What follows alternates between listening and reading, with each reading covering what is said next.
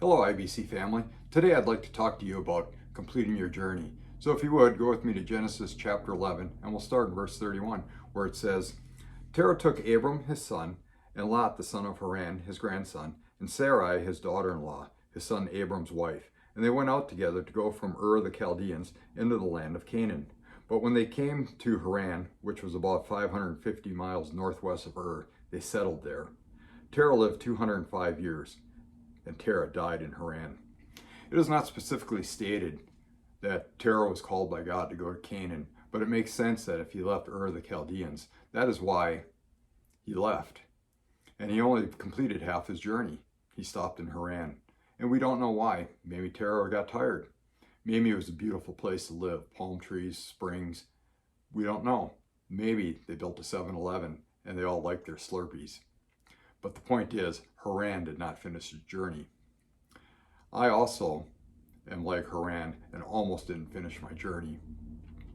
In 1992, I was born again, got spirit-filled, got some awesome teachings, had financial miracles in my life, healing miracles in my family. My son Jacob, who was born with Crohn's disease, was healed and hasn't had a symptom since age 3.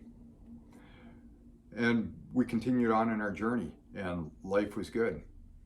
And then around 2010, I was asked down at work to become a relief foreman.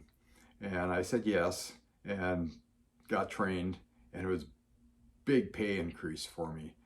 And I decided to start working a lot of overtime and try to get my house paid off and get debt paid off and power save my way into retirement. So all of a sudden, work became more important than spending time with my family. Work became more important than going to church. Work became more important than just about anything. And it reminds me of a saying that I've heard, which says, sin always takes us farther than we want to go. Sin always costs us more than we want to pay. Sin always drops us off at a place where we don't want to be. So on the downward slide, in 2013, after 24 years of sobriety, I went back to drinking for a year and sobered back up in 2014. And a year later, damage done, I was asked to leave my family, and I ended up moving into an apartment all by myself with 3 camping chairs, 3 coolers, a queen-size inflatable mattress, and a computer. That was the sum total of what I had worked for all my life. And quite frankly, I was bummed, I was confused. I was pretty mad at God for letting this happen. Key word, God letting it happen. It wasn't his fault, it was mine. But I managed to get turned around somewhat and started standing on the Word of God. One of the verses I stood on was Psalm 107, verses 19 and 20. And I personalized this for me, but it says, Then I cried out to the Lord in my trouble, and he saved me from my distress. He sent his word, and he healed me, my broken heart, and rescued me from destruction. Another verse I stood on was Psalm 40, verses 1 through 3, which says, I waited patiently for the Lord. He turned to me and heard my cry. He lifted me out of the slimy pit, out of the mud and the mire. He set my feet on a rock and gave me a firm place to stand. He put a new song in my mouth, a hymn of praise to our God. Many will see and fear the Lord and put their trust in him. So with God, I climbed out of the miry pit and put my life back together. I met my wife, Sharon, and we were having a really good life together.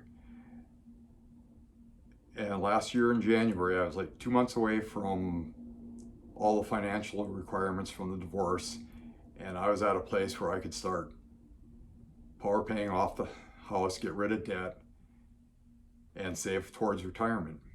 And then COVID hit me.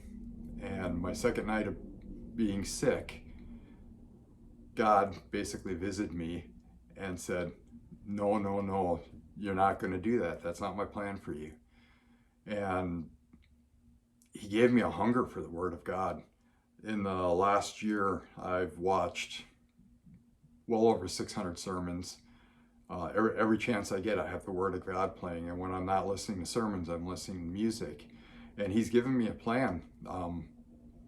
At age 55, he said, Keith, you need to start getting ready to prepare to preach the word. And I'm going out and I'm getting trained and I'm learning, and I'm not going to retire. One of the things I learned this year, there is no word in the Hebrew language for retirement. And so I'm still planning on leaving my job in 6 years. And then I'm going to take on a new job. I'm going to work for God. I don't know where he's taking me exactly. I don't know what it's all going to look like. But I know I'm going to follow his will for my life and do what he wants me to do. And someday my journey will be 100% completed. And I'll get to go home and be with the Lord. And he's going to say, Keith, good job. That's all I have for today, IBC family. I hope you enjoyed this and you guys have an awesome week. Bye.